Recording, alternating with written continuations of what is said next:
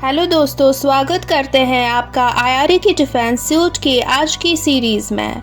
तो चलिए बात करते हैं। आईएफ अपनी फायर पावर को एनहांस कर रहा है रुद्रम मिसाइल्स और दूसरी एडवांस्ड टेक्नोलॉजीज के यूज से। इंडियन एयरफोर्स आईएफ अपनी आर्सेनल को अपग्रेड करने वाला है रुद्रम सेकंड और थर्ड मिसाइल्स के इंडक्शन के साथ। ये लॉन्ग रेंज मिसाइल्स पहले के ऑप्शंस जैसे इसराइली मेड रैमपेज और planet air launched cruise missile से काफ़ी ज़्यादा कैपेबिलिटी ऑफर करते हैं। रुद्रम फैमिली इन दोनों ऑप्शंस के बीच में एक क्रूशियल गैप को फिल करता है और वेरियस स्ट्राइक मिशंस के लिए फ्लेक्सिबिलिटी प्रोवाइड करता है।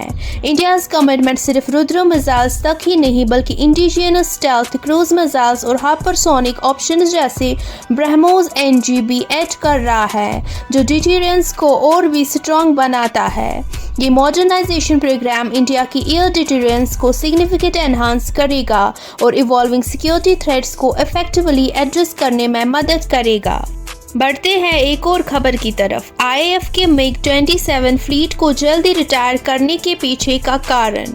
द इंडियन एयरफोर्स आईएएफ ने अपनी मिग 27 फ्लीट को जल्दी से रिटायर कर दिया, जो शुरू में एक शक्तिशाली ग्राउंड अटैक एयरक्राफ्ट के रूप में था। एयरक्राफ्ट को ऑपरेशनल चैलेंज का सामना करना पड़ा, जिसमें उसके Tumansky R29B300 afterburning turbojet engine में डिज़ाइन फ्लावर्स शामिल थे।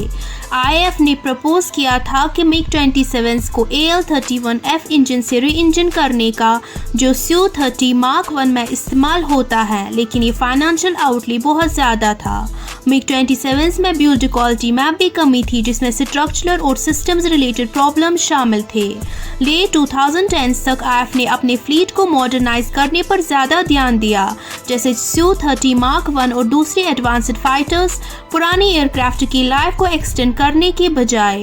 इस नतीजे में आईएएफ ने मिग 27 फ्लीट को जल्दी से रिटायर करने का फैसला किया और ये प्रोसेस दिसंबर 2017 में मिग 27 MLs के पहले बैच के साथ शुरू किया गया। इस रिटायरमेंट ने आईएएफ के लिए एक एरा का अंत किया, लेकिन एयरक्राफ्ट मेंटेनेंस, ऑपरेशनल प्लानिंग और फ्लीट मैनेजमेंट में वैल्यूएबल लेसन्स भी प्रोवाइड किए। बढ़ते हैं एक और खबर की तरफ। Su-30 मार्क 1 के बंद होने के बाद नासिक फिर से उजागर हो गया है, जब से थनिया सप्लायर्स तेजस मार्क 1 के लिए तैयार हो रहे हैं।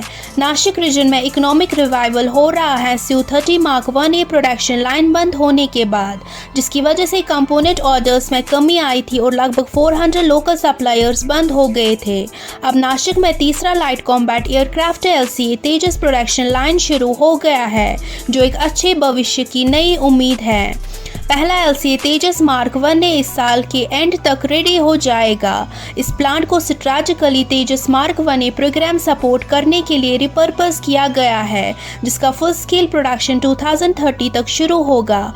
इंडियन एयरफोर्स के 12 domestically manufactured Su-30 mark jets के रिसेंट ऑर्डर ने लोकल सप्लायर्स को रिवाइव होने और तेजस मार्क 1 और मार्क 2 प्रोग्राम्स में पार्टिसिपेट करने का मौका दिया है। तेजस इनिशिएटिव भारत की फाइटर जेट प्रोडक्शन में सेल्फ सफिशिएंसी की तरफ एक बड़ा कदम है, जो लोकल इकोनॉमीज को रिविटलाइज करेगा और एक स्ट्रॉन्ग इंडिजिनस डिफेंस इकोसिस्टम को नर्चर करेगा। बढ़ते हैं एक और खबर की तरफ। अदानी भारत का अगला जन AWNC कंस्ट्रक्शन प्रोजेक्ट लीड कर रहा है। अदानी डिफेंस एंड एरोस्पेस ने इंडिया के नेत्र सेकंड प्रोजेक्ट के लिए जीत हासिल की है, जो एरियल डिफेंस कैपेबिलिटीज में एक बड़ा कदम है। अदानी का अल्फा डिफेंस टेक्नोलॉजीज को प्राइमरी एंटिटी चुना गया है।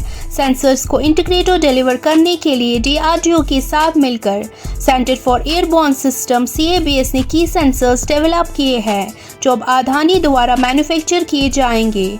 नेत्र सेकंड प्रोजेक्ट का एम है 6 airborne early warning and control AWNC aircraft बनाना, जो powerful 4D electronically scanned array AESA multi mode radar से इक्विप्ड होंगे। इससे इंडिया की anti ballistic missile defence system enhance होगा। इन एडवांस्ड एयरक्राफ्ट का डिलीवरी 2025 में शुरू होगी और 2028 तक कंप्लीट हो जाएगी।